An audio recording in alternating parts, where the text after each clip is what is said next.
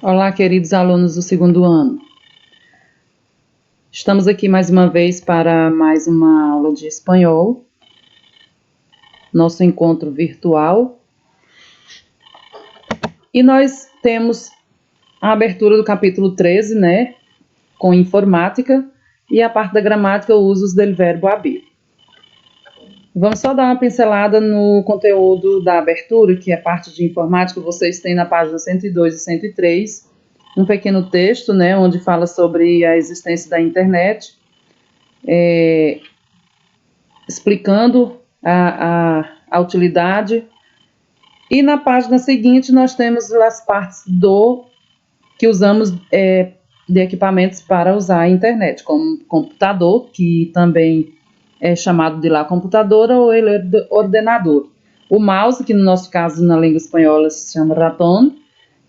Nós temos também o USB, que para nós é pendrive, e em espanhol dizemos lápis USB.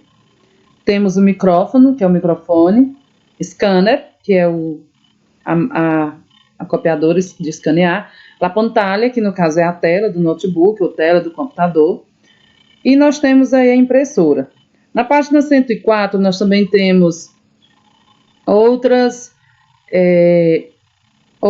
partes, né, de informática na língua espanhola, como por exemplo a fuente de alimentación, cinta magnética, algumas partituras do CPU em espanhol.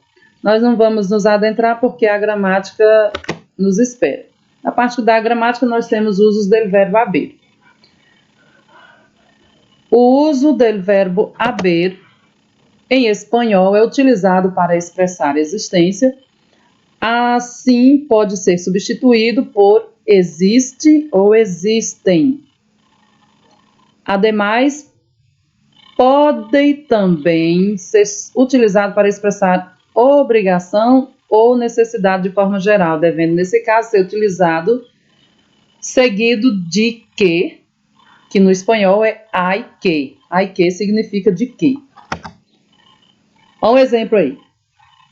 Hay flores en mi jardín. Ou tiene flores en mi jardín.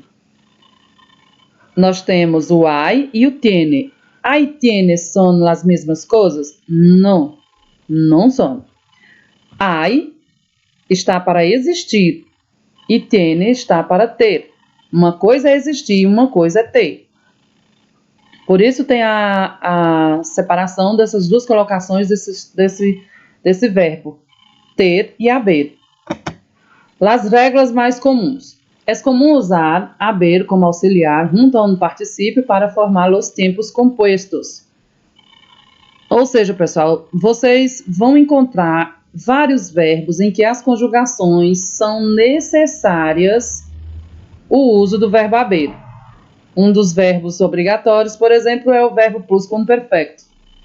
Só é plusquamperfecto com o complemento do verbo haber.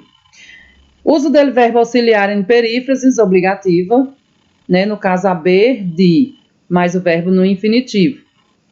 Vamos retomar lá atrás. Maria já lo dito, como no caso do verbo como auxiliar junto ao particípio. Nós temos aí o dito e embaixo nós temos o exemplo de haber mais verbo no infinitivo. Se há de buscar los niños en la escuela. Se há de buscar, observe, buscar está no infinitivo. Então, haber é o verbo, buscar está no particípio aí, o verbo de complemento, que é o hay. Buscar los niños en la escuela. Vamos seguir para entender melhor.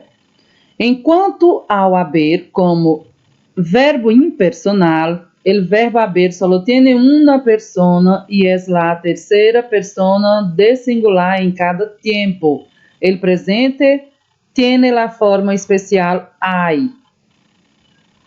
Hay, que é da terceira pessoa do singular do verbo haber. Olha o exemplo. Hay mucha gente en el salón. Hay mucha gente en el salón. O hay como existência, existe muita gente no salão.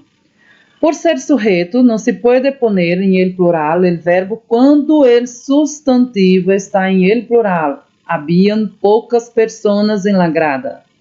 Habían porque está concordando, fazendo a concordância verbal, né, com o plural.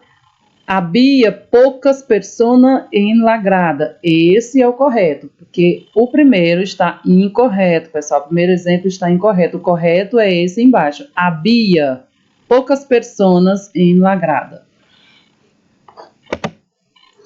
El haber impersonal leva habitualmente o complemento direto em forma indeterminada. Isto é, sem artículo, ou seja, sem artigo, ou com artículo indefinido, ou com adjetivo indefinido ou de quantidade. Havia gente, havia muitos hinchas. Muitos hinchas, no caso, não havia muitos fãs. Nós temos um outro exemplo aqui, hubo muita gente, que é os verbos impersonais aí, né? O verbo, no caso, haber, tá de azul. Hubo, no caso passado, habrá e habia, né?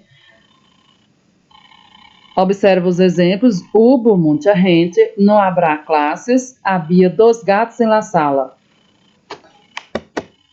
El verbo haber, em su impersonal, seguido de que, da partícula que, da palavra que, e de outro verbo em infinitivo, constitui uma perífrase verbal que significa necessidade ou obrigação, significa que é necessário ou obrigado, imposta por sujeito, ou seja, imposta pelo sujeito, que não se pode ou não se quer determinar. O verbo haber, ele vai aparecer seguido da palavra que em uma perífrase onde se obriga o sujeito a aquele que não se quer determinar. No caso, há que ser honesto. Há que ser honesto não está dizendo aí a quem que deve ser honesto, mas tem que ser honesto. E resumindo, para melhor entender, nós temos aí o verbo haber com o verbo impersonal e como verbo auxiliar.